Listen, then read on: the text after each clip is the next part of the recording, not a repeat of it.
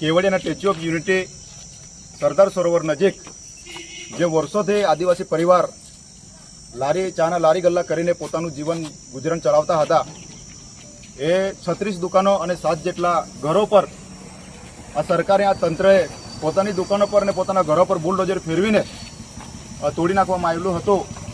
એના અનુસંધાનમાં આજે અમે એ પરિવારને મળવા માટે ને જે યોગ્ય જગ્યા જે રજૂઆત કરવાની હતી એને અમારે ત્યાં જઈને આવેદનપત્ર આપવાનું હતું અને જે દુકાનો તૂટી ગયેલી છે એ દુકાનોનું વળતર મળે અને જે જગ્યા પર તૂટેલી છે એને પુનઃ સ્થાપિત કરવામાં આવે એવી માંગ સાથે અમે કેવડિયા જઈ રહેલા હતા.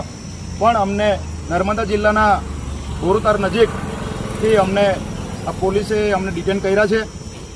એટલે હું એવું કહેવા માગું છું સમાજના એક યુવાન તરીકે કે આ સરકાર આટલું બધું અમારા પર જે અમારા હકો છીનવાઈ રહેલા છે, અમે વર્ષોથી આદિ અનાદિકાળથી અમે રહીએ છીએ અને અમારી જમીનો જે હડપવાનું કામ આ સરકાર કરેલી છે એને સામે અમારી લડાઈ છે.